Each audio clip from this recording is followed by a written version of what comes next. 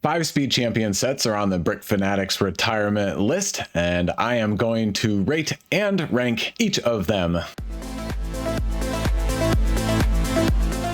This is the next installment in my mini series where I'm grading all the sets in a theme that are retiring at the end of this year. Check out the video in the top right that will explain to you all of the numbers and tables that we're looking at, and go check out the previous ones because I've done Star Wars and Marvel and Harry Potter and what else? Creator, icons, ideas, all kinds of good stuff. But back to these great Speed Champions set. First, I want to look at the Speed Champions page on Brickset and show all of these great vehicles. It's an amazing sub theme, and I'm pleased that Lego is continuing to make a bunch of these, and a lot of them have done very well through the years, but more recently they've only done okay. This set retired at the end of last year, up from $30 to $38, and then here's another 8 stud wide that retired last year, $50 to $67, doing okay for the first year. But then this one is flat at $20, but this set is terrible. Although I'm still very excited about Speed Champions because they're kind of an evergreen sub theme at this point. They're not going to do well as some of the originals. This one was $99 up to $152. This set was $30 up to $103. The cat's out of the bag. Everybody knows that Speed Champion sets historically have gone up in price a lot, $100 to $214 right here.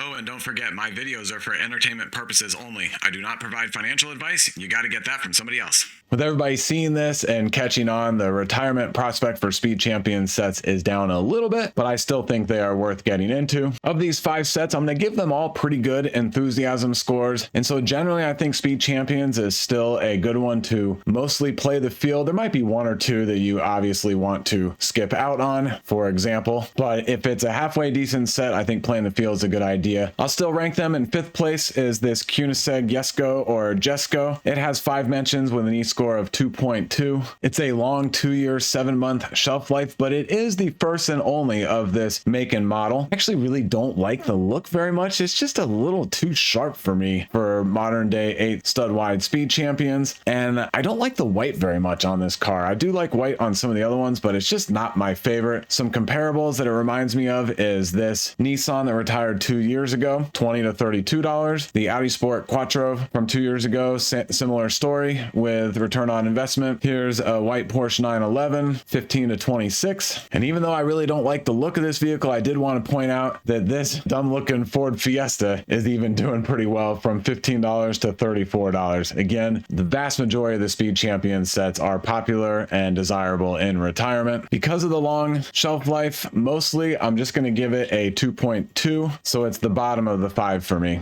4th place is the Toyota GR Supra 76901, also a 2-year, 7-month shelf life, only a 4.1 on Brickset, which is kind of low for a Speed Champion set. 5 mentions with a 2.2. I'm going to put it in 4th place. A lot of people think this car is ugly because of the huge hood area, but I actually like it. I think it's stand out. The rare yellow color for a Speed Champions set is also good, and it's a Toyota Supra. People could actually go buy and own this, whereas some of these vehicles are very unobtainable for most of us mere mortals. Looking at the comparables, here's another yellow vehicle, 15 to 72, and then this one, the McLaren P1, from 15 to 57, and that's pretty much it for yellow vehicles that I could find. So I think this one is a standout and will do well, but it'll probably be a pretty long hold time because of the long shelf life. And I did mean to point out that every single one of these has an exclusive minifigure for each of the vehicles, and this minifigure is just so-so. I give it a 2.3 enthusiasm score. My 3rd place set is this Aston Martin Valkyrie AMR Pro and Aston Martin Vantage GT3. Whew, that's a mouthful, but it is the only 2-pack that is retiring at the end of this year. $45 for 592 pieces. 1 year, 10-month shelf life, and other than the James Bond DB5, this is the only Aston Martin Speed Champions cars made so far, so that should help them out a little bit. Let me put this here in 3rd place on the table. 8 mentions with an E-score of 2.4 on the cumulative table, and I do want to show a couple of pictures. This one looks pretty good of the front of both vehicles. I like that a lot, and then and this top view of the Valkyrie is amazing. Other 8 stud wide 2-packs have done okay. This one we looked at, up $10. The Jaguar Formula E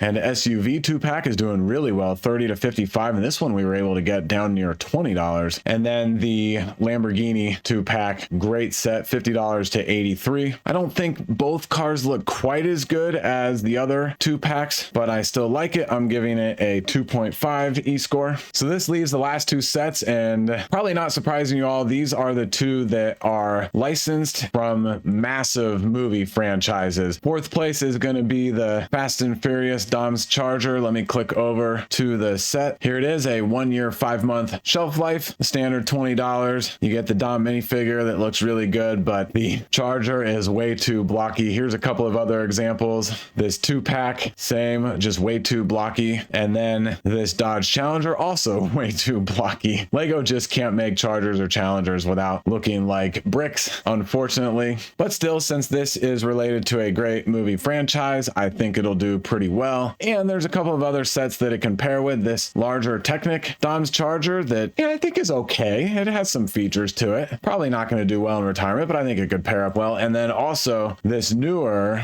2023 Fast and Furious Speed Champions car, the Nissan Skyline. And do note that this is $25. So the 2023 price point is $25. All of the single pack sets on the table are at the $20 price point. So people are going to be pretty accustomed to paying $25 for these pretty soon. And so I think this last batch that's retiring at the $20 price point should do even better because of that price point difference. Taking all that into consideration, I'm giving this one a 2.8. I think because it's tied to a movie when we will likely get another Fast and Furious. I think we're up to like Fast and Furious 25 at this point. Should help this set do well. And even if it's a long hold time, it's a small box. It's easy to manage and ship. Really, really great set other than these super square corners. Obviously, that leaves the 007 Aston Martin DB5 to be in first place, and I'm giving it an enthusiasm score of 3. Here's the set, and it looks so good. James Bond is awesome. Also a 1-year, 5-month shelf life. The Daniel Craig minifigure looks good, and then all of the curves on this set look really good. What a fantastic Speed Champion set. We can compare it basically to this and only this, which is the larger brick-built DB5 that is not as well curved or smoothed as the smaller Speed Champions version, which is kind of funny. But this one is doing pretty well, from 150 to 189, and we know that another James Bond will be coming someday, similar to the last set. Even if it's a long time in the future, hold on to it. James Bond is hugely popular. It's going to do awesome in retirement, in my opinion. So there's my list for the 5 Speed Champion sets that are retiring at the end of this year. Like I said, I think they're all really good. Some are, in my opinion, definitely significantly better than the others, but I'm going to play the field on all of these. As always with Lego Investing, get them on sale. We've been able to get all of these on a decent 20 or more % discount from time to time, so work that angle. That's everything on this video. Thanks for watching. That's a wrap, and I'll see you in the next one.